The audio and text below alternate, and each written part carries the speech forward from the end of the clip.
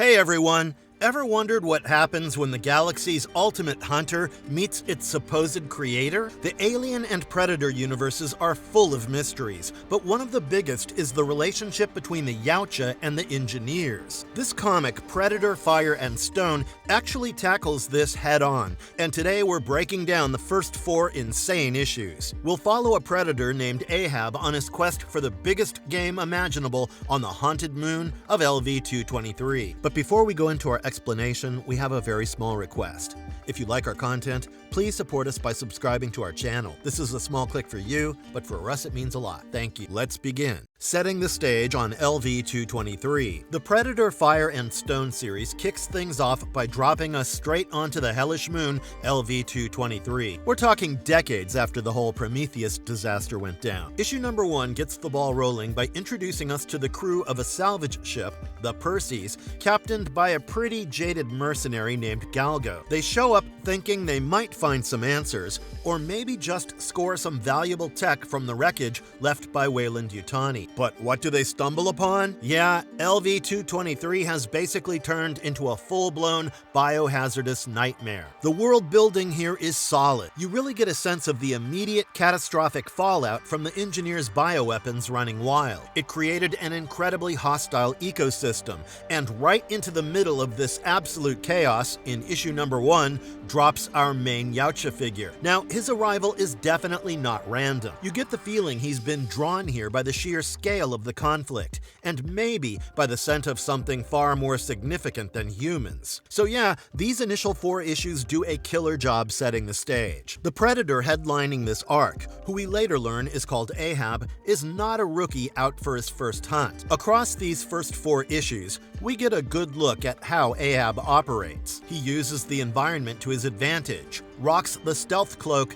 and wields his plasma caster and wrist blades with precision. When it comes to the human survivors, he barely interacts with them. Why this conflict actually matters. So why is this Ahab versus Engineer showdown such a big deal? See, it's way more than just an awesome, visually spectacular fight sequence. This is basically a cornerstone event for the whole expanded AVP universe. It represents one of the very, very few times we actually get to see a direct one-on-one smackdown between these two ancient, incredibly powerful species. Now, let's not waste any time and get right into the comics. Issue number 1. The first issue begins with Higgins being woken up from his cryosleep, and there's a state of chaos. Galgo was the one who woke up Higgins, and he suggested hunting, but not the kind of hunting you have in mind. Piper was already moving, so Higgins hardly had any time to gather his thoughts. They had already met their fair share of aliens on their trip, so Galgo steered the ship away from all the mess.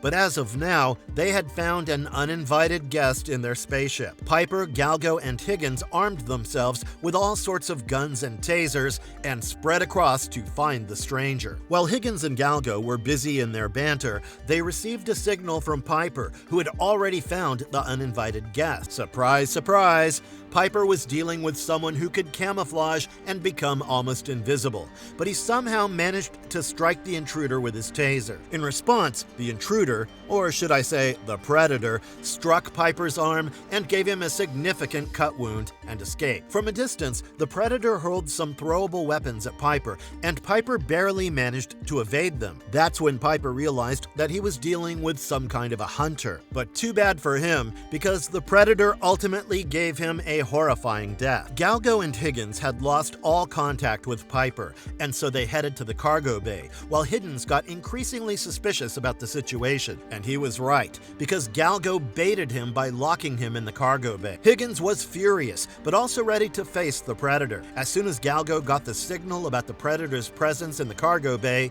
he opened the doors, and Higgins got sucked out in space. Well, I can say that I never ever want a friend like Galgo, but the Predator was still there, unharmed, and it ambushed Galgo. After a deadly altercation, Galgo broke open the Predator's mask, revealing his ugly, one-eyed face. The Predator hurled a trapping net towards Galgo and caught him like a fish. Galgo thought this was the end of him, but the Predator just wanted his weapon back. Galgo was set free, and the Predator projected a hologram. Issue number 2. Let's take a look back into the past. We get to see a few four-armed aliens speaking in their weird alien language. Unlucky for them, the Predator arrived and slaughtered them one by one. In the fight, it lost one of its eyes. Then it came across a few bodies that were entombed in a giant crystal, and wasted no time in destroying it with lasers. Coming back to the present, the Predator tied Galgo's arms. Apparently, it did not know how to fly the ship, so Galgo, after being threatened for a while, was forced to commandeer the ship, and the two reached a very swampy planet. This reminds me of Dagobah from Star Wars: The Empire Strikes Back. Say hi to Yoda for me. Anyways, Galgo thought he could just drop the Predator and go away, but the Predator had something else in mind. It tied Galgo's hands using some weird laser technology and dragged him on its mission. As they made their way through the forest, Galgo got a little bit of PTSD since he had faced more predators in the past. Soon enough, the two stumbled upon a massive pile of dead aliens. Someone had been busy killing them because that's not how Galgo left the planet. The Predator was about to touch some black alien blood on the ground, but it was hastily stopped by Galgo. It could make the Predator uglier, or so he said. Just then, a loud shriek was heard, and the two of them soon came across giant alien humans. The size difference was extreme, so Galgo decided to run away, but Predator had something else in mind. With a little help from Galgo, it managed to defeat and behead one of the animals coming in their direction. Just then, a voice was heard, and 3 women showed up from the bushes. What a pleasant surprise. But what were these women doing at a place like that? We'll find out more about them in the next issue. Issue number 3. Time for a flashback again. Galgo was seen heading into danger on a damaged spaceship. Although he was looking for a cash stock, he accidentally ended up saving a bunch of people. He was hurt in the process, but was able to bring everyone to safety. All of them escaped on time, and this is the first time we get to meet Angela, one of the women we saw in the last issue. Coming back to the present, the Predator leaped to kill Angela and others, but was stopped by Galgo, who requested the Predator not to kill Angela. Angela greeted Galgo with a punch for bringing trouble for her. After a few jabs here and there, all of them headed back to the camp. From their conversation, we find out that the Predator had his sights on the engineers, since they had been cleaning up the planet, killing all the black goo monsters and the xenomorphs to study them. Now they reached the base camp where the xenomorphs did not come up at night. The Predator and Galgo were allowed to stay in a cave for the night, while the latter carved a space heater to keep himself warm. Luckily, the Predator lit up a fire with his laser, and the two sat down. Galgo told the Predator about how he got a scar on his shoulder,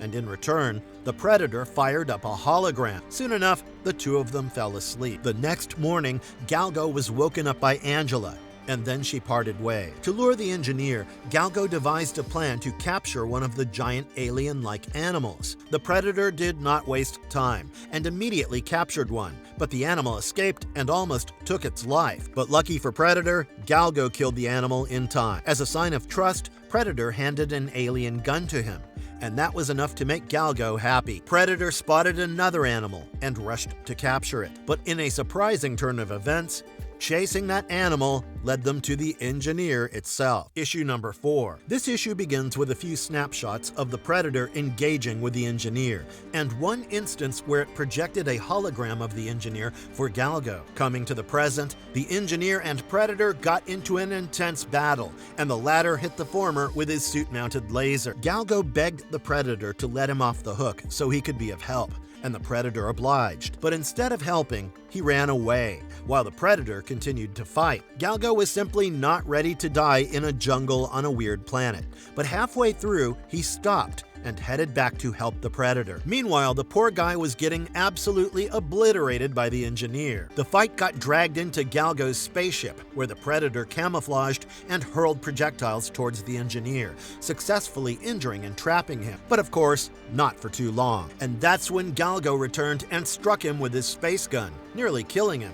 The Predator set off a ticking bomb, and with Galgo's help, It evacuated the spaceship and reached a safe distance. The bomb went off, and the ship was blown into shreds. Poor Galgo, his spaceship was now a thing of the past. The explosion was so loud that it attracted Angela and her gang, and they looked in frustration as their only hope of escaping the planet was set on fire. While Galgo reminisced about his actions, the Predator jumped into the burning remains of the spaceship to retrieve the remains of the engineer. Wow, I gotta admit, it's a badass thing to do. And we also find out that this Predator's name is Ahab. Not long after that, Galgo and the gang fought tons of xenomorphs nearly every single day, because for them, survival was everything. Galgo thought of Ahab like a guardian angel who got a new life after killing the engineer. In the final battle, we can see Ahab slaughtering a giant worm-like alien, and that concludes this comic. Marvelous verdict. So there you have it.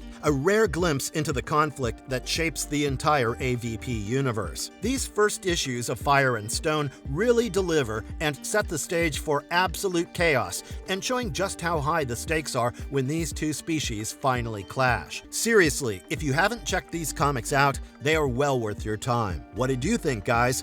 Was Ahab crazy for hunting an engineer? Let me know your thoughts down below. Thanks for watching. Smash that like button if you enjoyed the breakdown, subscribe for more lore dives, and I'll catch you all in the next video. And if you liked our content, don't forget to leave a like and subscribe to us if you haven't already. Have a good one and be safe. Thanks, everyone.